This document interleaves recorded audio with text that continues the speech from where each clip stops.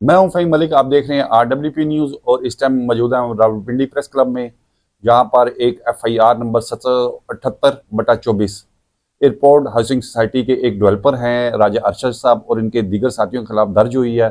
और इसी सिलसिले में एयरपोर्ट हाउसिंग सोसाइटी के जनरल सेक्रेटरी राना उबैद अली खान, सदर आबिद हफीज़ खान अपने दीगर साथियों के हमरा मौजूद हैं, जो प्रेस कॉन्फ्रेंस करने जा रहे हैं। हम देखते हैं कि वो क्या कहते हैं इस प्रेस कॉन्फ्रेंस में। CPO साहब से, RPO साहब से कि देखें, वजीर दाखिला साहब ने कहा था कि जो है कोई अफगानी नहीं रहेगा। आए आप, आए सोसाइटी में जहां पे हमारे गैर मुल्की बाशिंदे भी हमारे रह रहे हैं सोसाइटी में। अब तो मेरे ख्याल से कल उनके साथ कुछ हो जाएगा तो हम परेशान हो जाएंगे। सिक्योरिटी तो हमने संभालनी है। सेक्टर 4 AM डेवलपर का जो दफ्तर इन्होंने बराए नाम रखा हुआ है, वो दफ्तर नहीं है।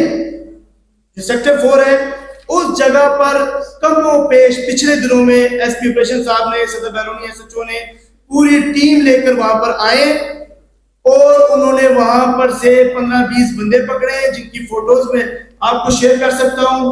और उसके बाद वो बंदे जो पकड़े हैं और पकड़ने के बाद असला पकड़ा है और उनको उठा कर लेके गए। वो 2 दिन बाद जमानतें करा के आ जाते।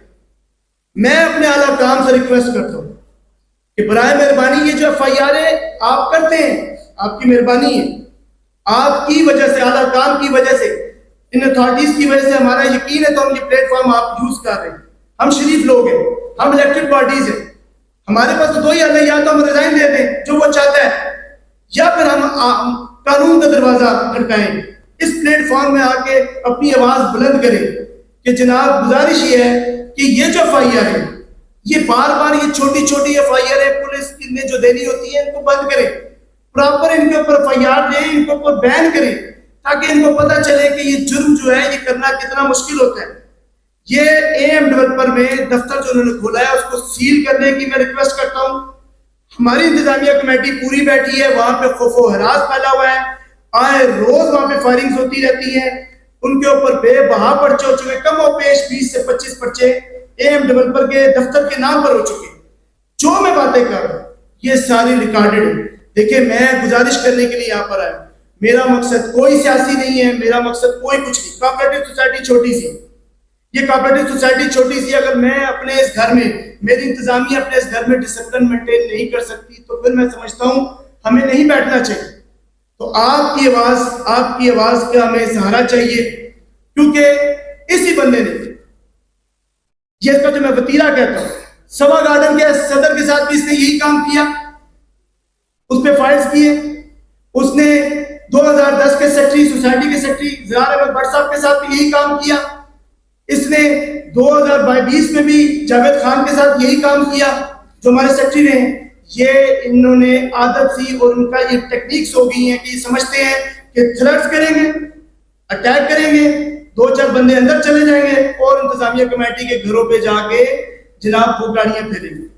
हमारी पूरी इंतजामिया कमेटी आपके सामने बैठी है, हमारी जानों को खतरा है वलीजान ग्रुप से, क्योंकि उसने कहा है प्रेस कॉन्फ्रेंस करने जा रहे हो, करके दिखाओ। फिर उसके बाद कहता है वापस आना है, अपने घरों में घुस के दिखाओ। हम परेशान हैं। अब यकीन, अफसोस ये है कि यकीन कब आना है, जब हम में से कोई मरा हुआ होगा, खुदा ना खास्ता। मैं सिर्फ ये गुजारिशात करने के लिए आया हूं, क्योंकि हमारे पास इस प्लेटफॉर्म के अलावा दरखास्तें दे दे थक गई, फाइलें इतनी है कि ढेर है। तो मैं ये जो आपका फर्ज है साफी बरादरी का, मैं आपसे रिक्वेस्ट करने आया हूं कि बराए मेहरबानी हमारी इंतजामिया कमेटी को हमारी आवाज में आवाज मिलाएं, हमें इंसाफ दिलाएं। और मुझे यकीन है मेरे आला काम से, मुझे यकीन है अपने इस कानून पे, इंशाल्लाह ताला हमारी जो गवर्नमेंट है, मुझे इन पे ट्रस्ट है कि वो इंशाल्लाह बेहतर करेंगे अपने CPO साहब पे, RPO साहब पे, कि बराए मेहरबानी airport employees cooperative housing society जो है वो 12 किलोमीटर पे आपका पार्लियामेंट है, 10 से 12 किलोमीटर पे आपका GHQ है, मेन हब है ये। इसको सेव करें, इसको सेव करें, बराए मेहरबानी इसको सेव करें। बस ये गुजारिशात थी जो आपके आगे रखनी थी मैंने। तो मजीद अगर आप में से कोई क्वेश्चन वगैरह पूछना चाहे साहब,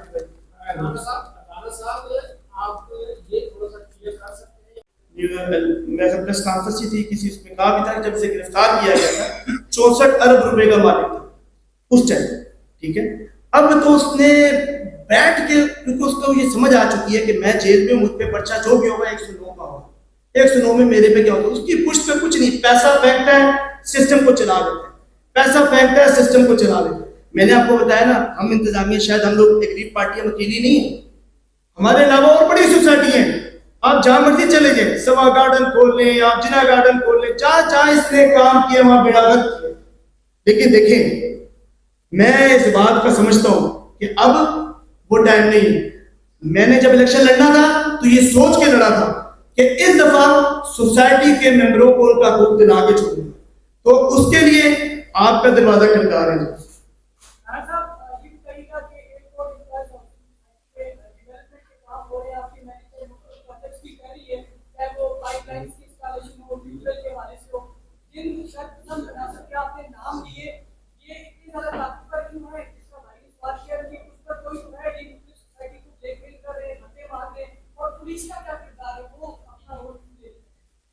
सर मैं यही तो अर्ज कर रहा हूँ कि राजा अरशद, हम सोसाइटी में डेवलपर्स के काम कर रहे हैं, जबकि रसूली और कानूनी तौर पर ये सेक्टर 4 एफिलिएटेड प्रोजेक्ट है जो राजा अरशद ने फुलफिल करना था।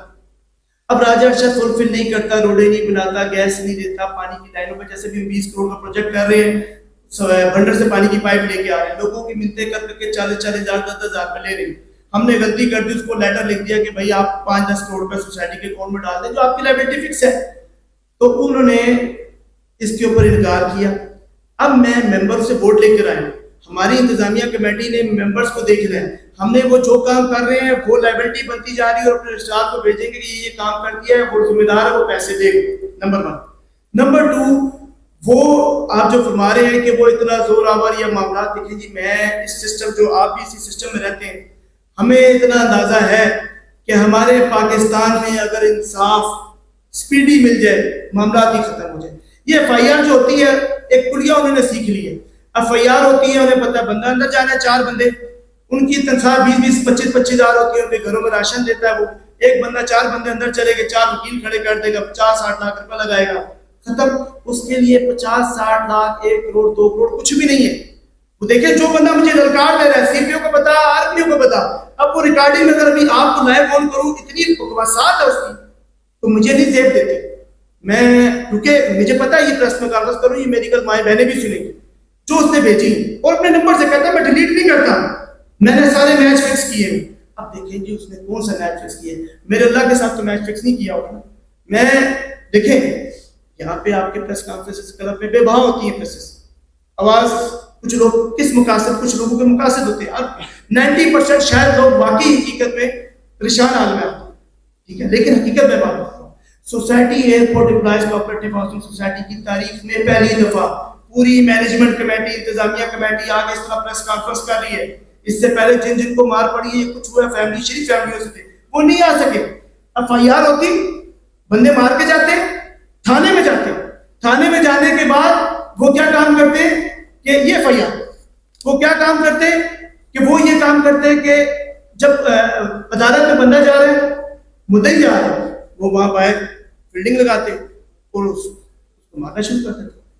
ये फिर उसने फिर FIR करवाई सेक्रेटरी ने, जावेद खान साहब, हमारे साहब का सेक्रेटरी। अब वो बेचारा क्या करता, कहा देखें, हम आए ना, हम सारे जब आए, हमने ओथ लिया था इलेक्शन से पहले, ओथ लिया था इलेक्शन से पहले, और हमारी इलेक्टेड पार्टी में हमारे से 2 बंदे वो हैं जो हमारे दूसरे ग्रुप से थे, जिसमें हमारे नायब सदर साहब माजिद मुख्तार साहब कमिटेड थे, लेकिन पहुंचे इस जगह पे। डॉक्टर असगर राजा साहब जो ज्वाइंट सेक्रेटरी हैं, वो नायब सदर। इस जगह पे अगर हम खड़े हैं तो हमारा मकसद सिर्फ काज एक है कि हम ये जानते हैं कि ये एक बहुत बड़ा जहाज है, अगर इस बंदे के आगे खड़ा होना तो ये बहुत बड़ा जहाज है, इसको ये आपके जरिए बताना है, हमारी इन आला हुकाम के जरिए बताना है कि ये 2024 है और ये पाकिस्तान में यहाँ पर कानून है। इसमें सारे मामलात में कोऑपरेटिव साहब का ये किरदार रहा है कि हम उनको जब लेटर लिखते हैं, उनके इलेक्टेड पार्टी जब बैठ जाती है मैनेजिंग कमेटी, जब वो केयर टेकर बिठाता है तो फिर उसके बाद वो निशार कोऑपरेटिव साहब इलेक्टेड पार्टी बिठा देती है। इलेक्टेड कमेटी बॉडी जो है वो मैनेज करती है सारे मामलों को। डिप्टी रजिस्ट्रार, मैं बता रहा हूँ उसी दफा, डिप्टी रजिस्ट्रार जो हमारे सैदपुर रोड पे होते हैं, उनको उन्होंने साथ लुक पे लिया होता है कि आप इनके साथ टच रहे। हमने अपनी जो कल का सारा बकुआ हुआ है, ये सारी की सारी डिटेल स्टार कोऑपरेटिव साहब को भेज दी है, सेक्रेटरी साहबा कोऑपरेटिव को उनको भेज दी है कि फर्दर जनाब हमने तो ये एफआईआर और प्रेस कॉन्फ्रेंसेस करने जा रहे हैं, तो ये मामलात है क्योंकि उनकी तरफ से डायरेक्शन आएगी। मैं आपको और बताता जाऊं कि यहां पे इसके ऊपर राजा अक्षत के ऊपर 43 की इंक्वायरी चली रजिस्ट्रार कोऑपरेटिव के ऊपर 64 करोड़ रुपए, वो साबित होगी। साबित होने के बाद अब ये फैसले पे गया हुआ इंक्वायरी पे 58 के, किसके पास? सेक्रेटरी कोऑपरेटिव के पास। पिछले 4 से 6 माह से वो ऑर्डर वेट फॉर ऑर्डर है वो, ये उसके केसेस हैं। आज मेरा वकील गया है, 4 महीने पहले मेरा वकील गया है, 3 महीने पहले वकील मेरा गया है, मेरे से मुराद इंतजामिया का लीगल एडवाइजर वहां गया और उनको कहा कि मैडम इसको फैसला कर दे। मैंने आपसे अर्ज की है कि एक बंदा जेल में उधर से बैठ के पूरा सिस्टम मैनेज कर रहा है, तो मुझे तो ये नहीं पता वो डिपार्टमेंट के साथ क्या कर रहा है, या डिपार्टमेंट खाली इस ऑर्डर को कर दे डिक्लेयर, जो वेट फॉर ऑर्डर है, खाली इस ऑर्डर को कर दे। आज ये आवाज ये मैसेज मेरा उधर भी जाएगा कि वेट फॉर ऑर्डर को डिसाइड खाली कर दे, तो कम अज कम कानूनी तौर पर उसकी प्रॉपर्टी सील हो सकती है, कानूनी तौर पर सोसाइटी से रिकवरी कर सकती है। लेकिन हर चीज अगर लिंगर ऑन होती है, मैंने जैसे पहले अर्ज किया कि रिलीफ स्पीडी हो जाए, अगर इंसाफ स्पीडी मिल जाए हमें तो हमारे मामला क्लियर हो जाए। यही तो रिक्वेस्ट करने के लिए आ रहे हैं सर, हो नहीं रहा कुछ।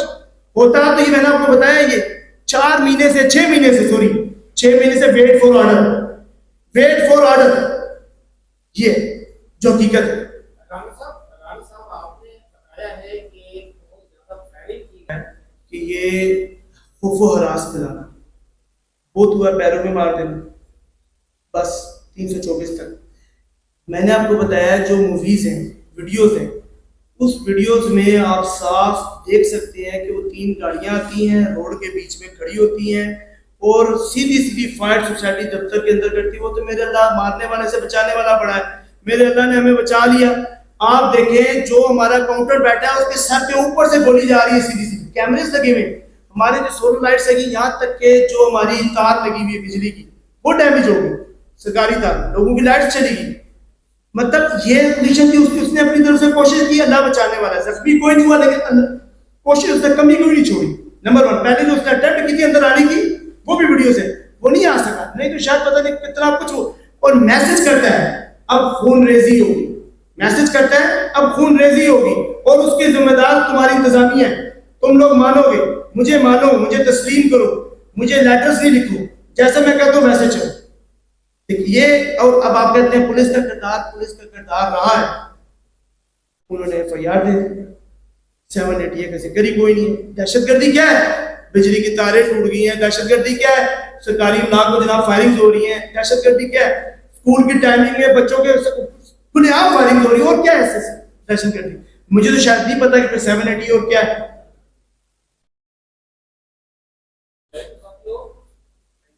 Thank you sir, thank you.